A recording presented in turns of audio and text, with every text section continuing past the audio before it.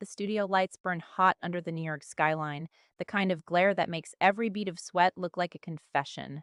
The audience was already buzzing, phones out, ready to capture the next viral clip. Then it happened. One moment, the set of The Viewpoint looked like any other daytime talk show smiling hosts. Warm applause. A country star in a black button-up with tattoos climbing up his neck. The next moment, the entire room froze. Jet Malone, the man whose songs about prison and pain had topped the charts for 3 straight years, stood up from the couch, voice cracking but steady. Eyes locked on co-host Valerie Kane like he was staring down the devil himself. What happened on live TV that made the entire studio go silent? A simple interview turned into the most intense confrontation in daytime television history. Let's go back to the beginning, because this wasn't supposed to explode. It was supposed to be another feel-good redemption story. It was a Tuesday afternoon taping. The Viewpoint panel, 4 hosts, bright set, live audience of 400 zated ambite, Det Malone to talk about his new album, his sold-out tour, and the foundation he'd started for kids coming out of juvenile detention. The man had lived the lyrics: addiction that started at 14, armed robbery at 19, 2 stretches in state prison, the kind of past that usually ends in a mugshot, not a Grammy nomination. But something changed behind those bars. He got clean, picked up a guitar, started writing the truth. Now he was 38, married to his high school sweetheart who never gave up on him, father to 2 little girls, and running a charity that had already flown ex-cons to music camps and paid for rehab beds in 3 states. The audience cheered when he walked out. Jet gave that shy half smile he's famous for, the one that makes him look like a giant teddy bear covered in ink. Host Marcus Hale, the smooth moderator, shook his hand first. Jet Malone, everybody. Man, your song Graveyard Shift has been #1 for 6 weeks. Tell us, how does a kid from the wrong side of Memphis end up here? Jet sat down, leaned forward, elbows on his knees like he was still in a prison visiting room. Man, I ask myself that every morning. I was angry, I was high, I was lost. I hurt people. I hurt myself. But I got tired of waking up in a cage. One night, I just prayed, didn't even know who I was praying to. And I said, if you get me out of this, I'll spend the rest of my life making sure nobody else ends up where I did. That's not a movie line. That's the truth. The other host nodded. Rachel Moore, the kind one, wiped her eye. Your wife, Sarah, has been with you through everything. She's here today, right? The camera cut to Sarah in the front row, smiling through tears. Jet looked at her and his whole face softened. She's the reason I'm still breathing. She wrote me letters when nobody else would. She brought our daughters to see me behind glass. I owe her my life. Applause rolled through the studio. For 10 minutes, it was perfect television heartwarming. Hopeful, the kind of segment that gets shared by church groups and recovery meetings alike. Jet talked about his charity, how they'd already helped 200 kids avoid the path he took. He talked about visiting prisons, playing acoustic sets for men still locked up, telling them it's never too late. The audience ate it up. Then Valerie Kane leaned in. She was the veteran, the one with the sharp tongue and the reputation for not letting anyone slide. Perfectly styled silver hair, red power suit, smile that never quite reached her eyes. She waited until the applause died, then tilted her head like she was examining a suspect. Jet, she began, voice sweet as poison. This is all very inspiring. Really. The tattoos, the prison stories, the songs about hitting rock bottom and climbing out, it's cinematic. But I have to ask, and I'm only asking because our viewers deserve the truth. How do we know any of this is real? You went from mugshots to $1 million deals in what, 4 years? That's fast. Almost too fast.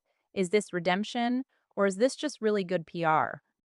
The studio got that first little ripple of discomfort. A few people shifted in their seats. Jet blinked, still smiling, but the smile tightened. Ma'am, I get that question a lot.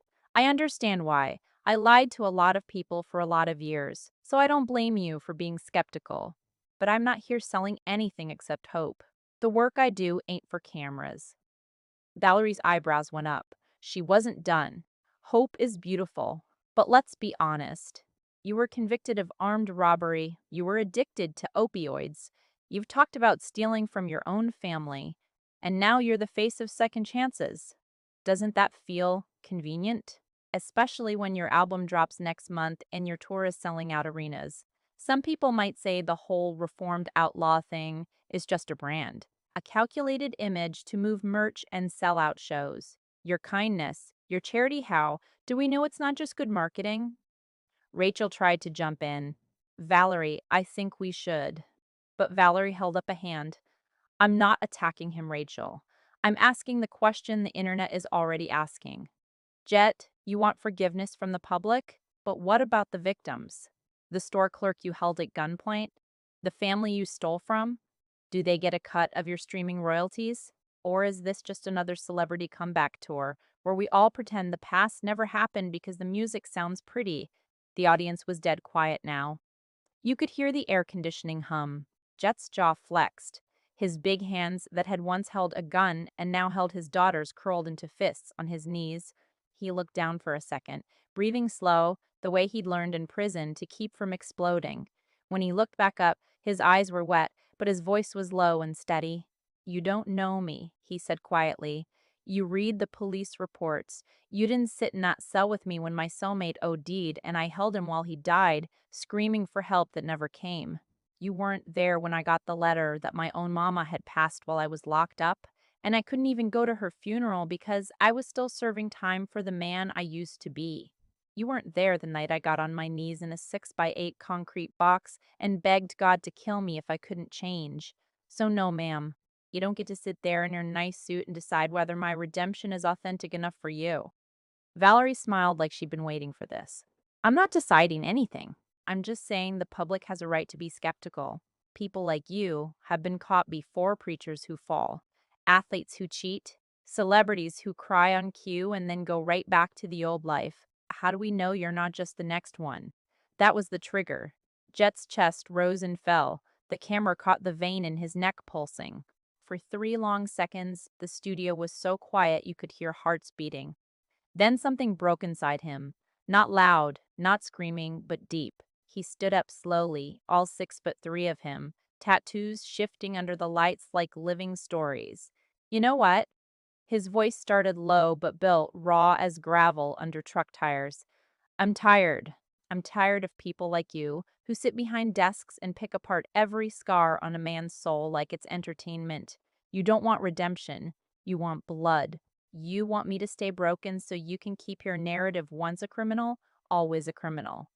Well, I'm here to tell you something, Valerie.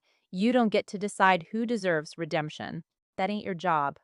That's between me, my God, my family, and the people I hurt. And I've spent every single day since I walked out those prison gates trying to make it right. He took a step toward the panel, not threatening, but powerful. The audience was frozen. I lost friends to the needle. I lost years with my babies. I lost my dignity. I still wake up some nights sweating because I can still hear the sound of those cell doors slamming. But I chose to get clean. I chose to write music that tells kids not to make my mistakes. I chose to fly back to that same prison every Christmas and play for men who still got 20 years left, telling them somebody sees them. I've donated over $2 million, not for tax breaks, not for headlines, but because I remember what it felt like to have nothing. And if that ain't enough for you, then nothing ever will be. His voice cracked on the last word. Tears were running down his face now, but he didn't wipe them. You call it PR, I call it survival. You call it manipulation, I call it mercy.